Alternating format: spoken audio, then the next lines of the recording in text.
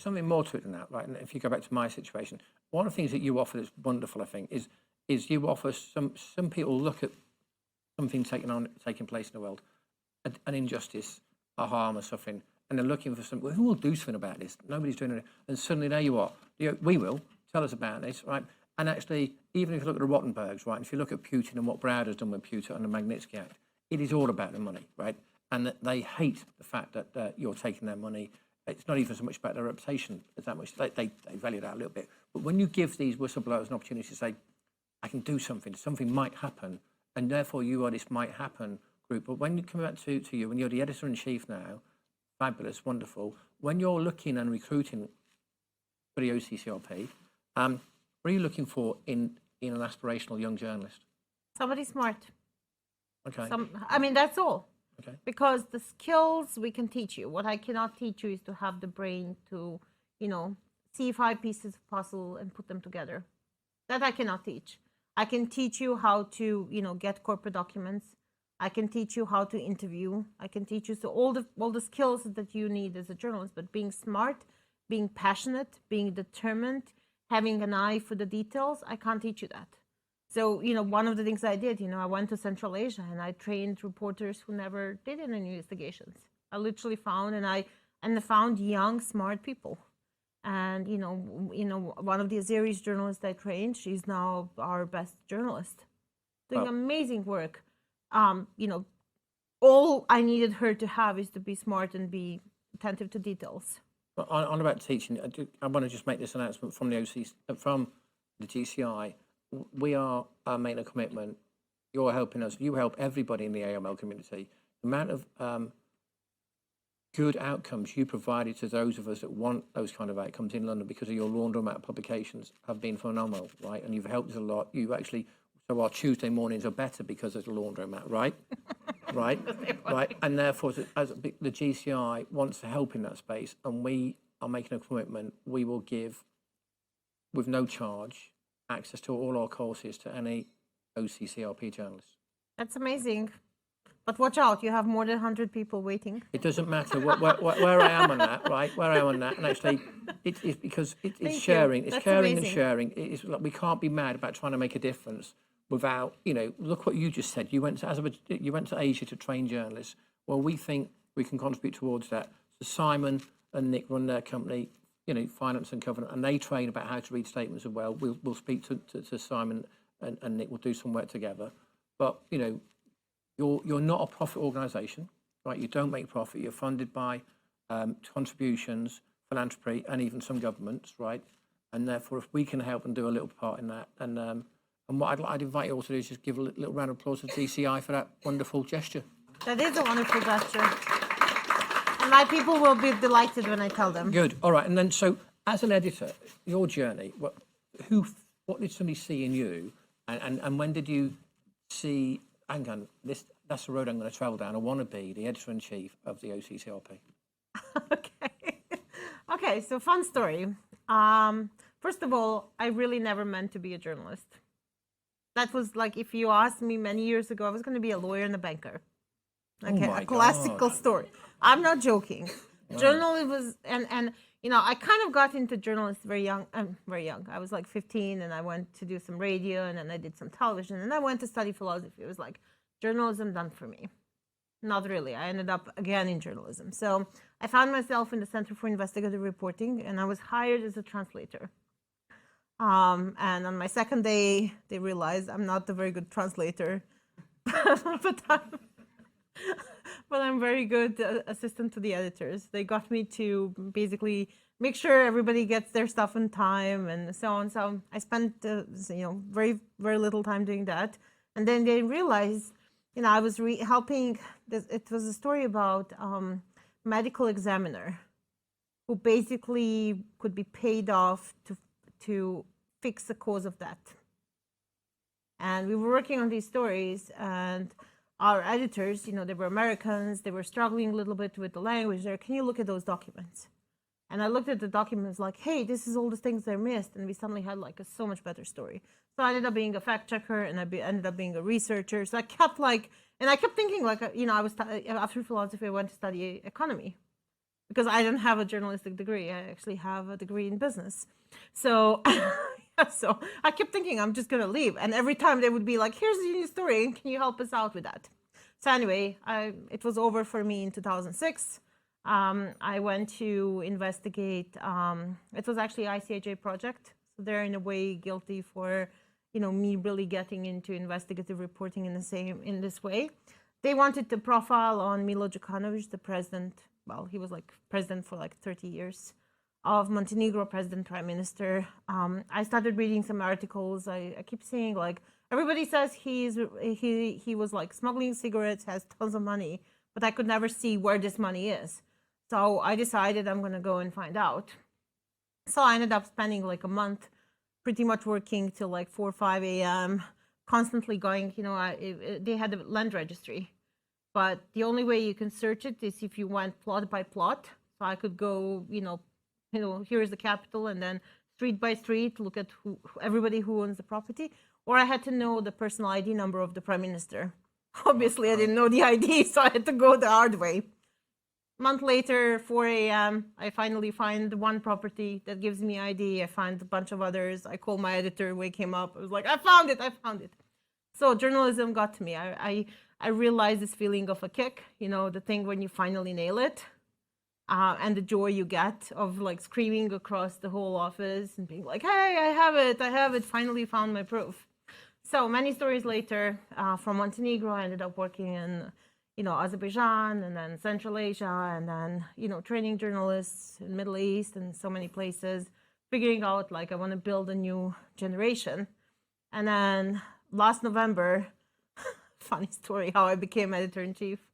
Last November, so apparently everybody knew I was going to end up being editor-in-chief before I knew.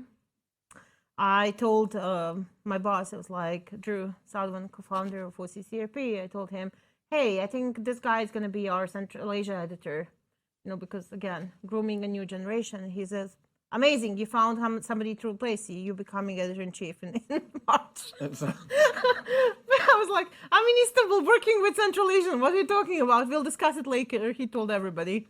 And that was it. I'm editor-in-chief. But journalism happened. Editor-in-chief happened.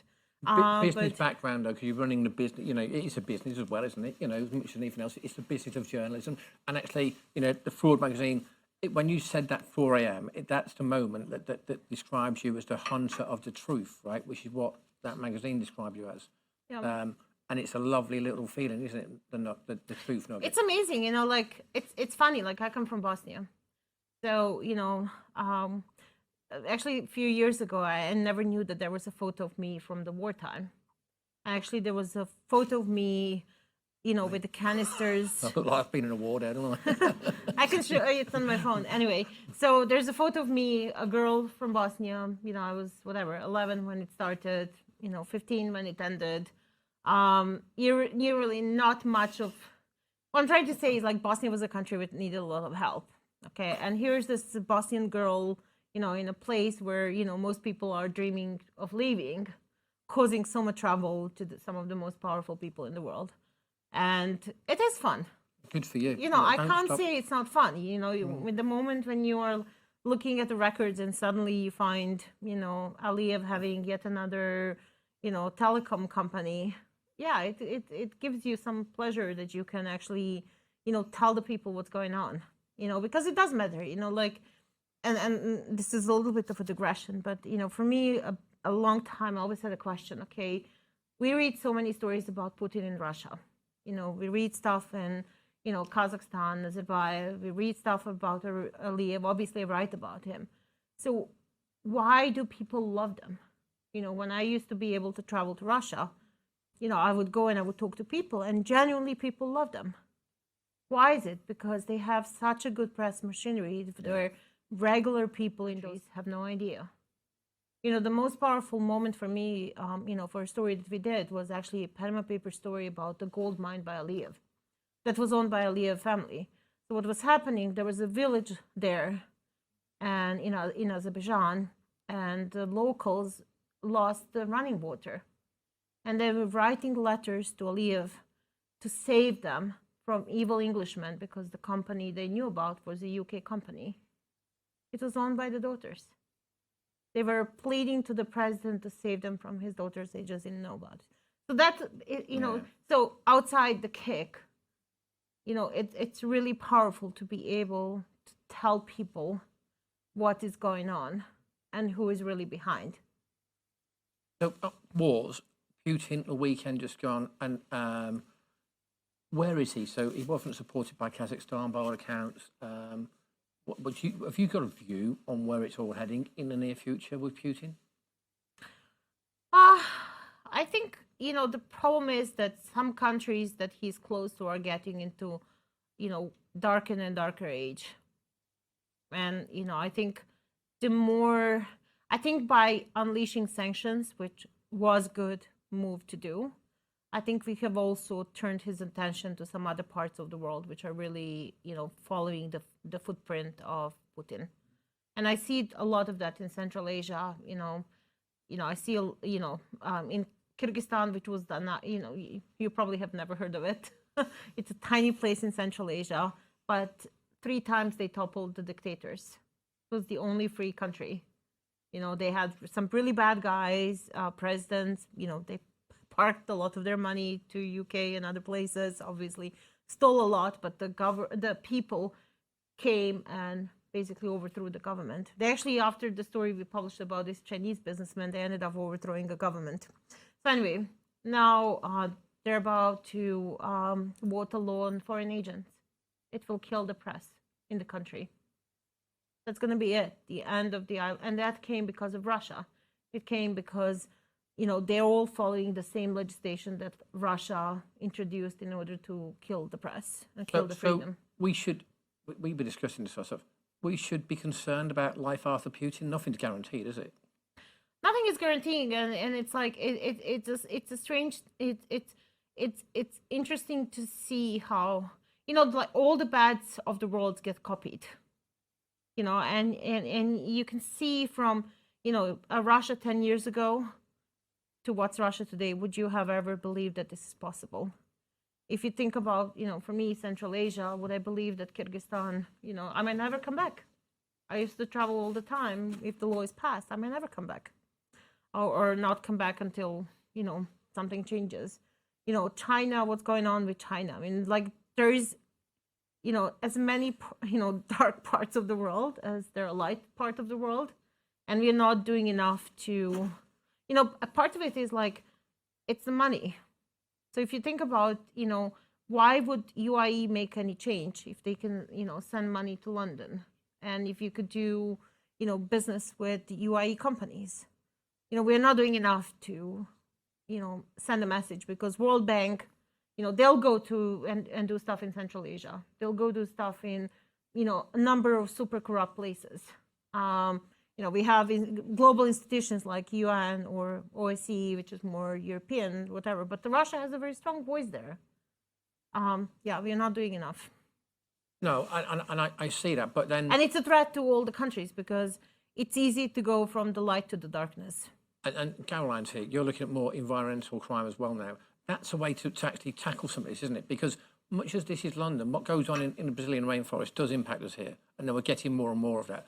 So how much are you going to be able to use the environment to actually persuade people that what's going on in these dark places, we need to take action about it because it threatens us? I think it's important that, you know, what we don't do enough, you know, is tell people why you should care. I mean, we really don't. As journalists, we don't.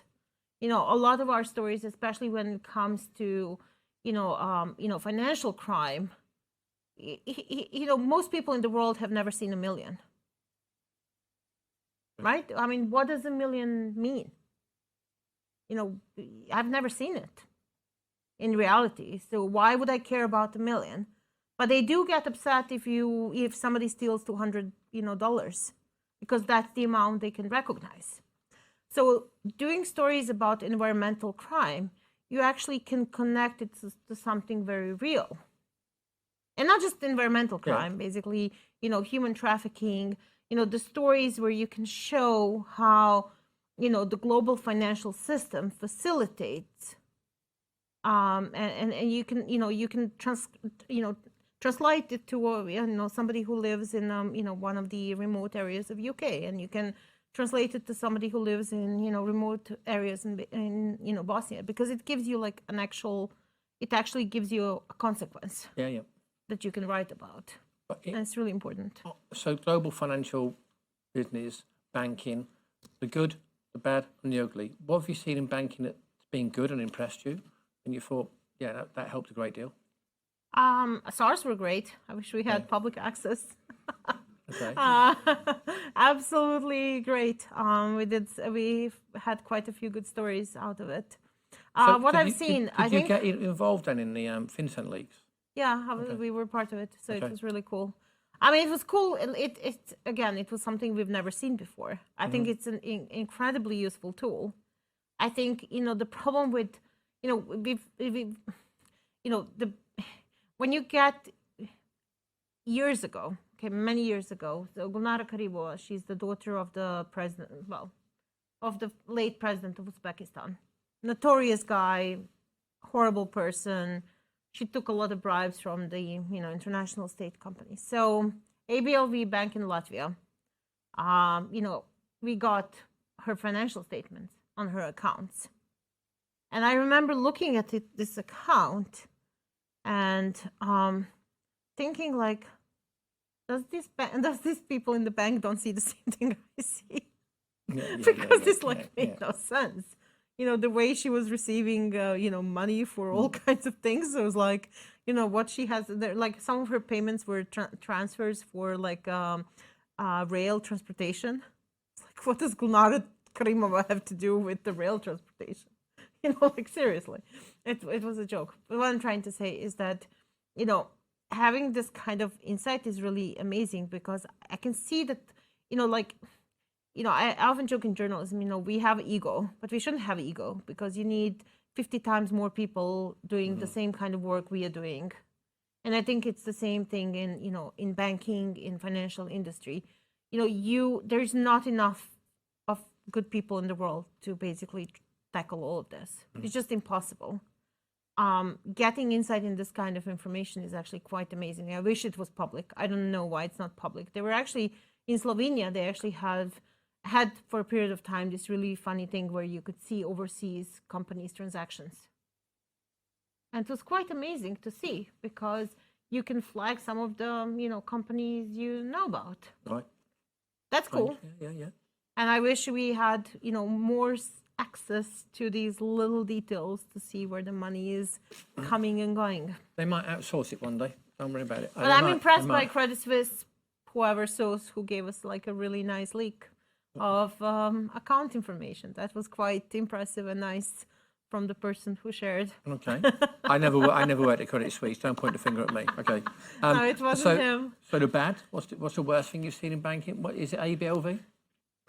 I mean, like, I think ABLV for a while, but Danske did as much bad in the world as any other. So I think I think bad people are shopping for banks. Yeah.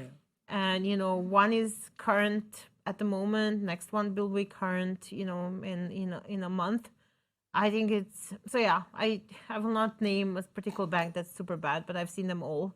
And I think Deutsche Bank is one bank that gets punished a lot, but also plays such a central role and like gets away with it. What about any Austrian banks that might get away with more? Just as a Raiffeisen. thinking. I didn't say that. You did. Raiffeisen and oh my God, Raiffeisen is a good one. I mean, like one funny thing which you mentioned. So in Bosnia, I was looking into some cases of money laundering, but it will always be a bank, like in some kind of like a branch office in some like village, God knows where, which somehow has tons of money. Well, that to some extent, that was Danske Bank Sampo, wasn't it? So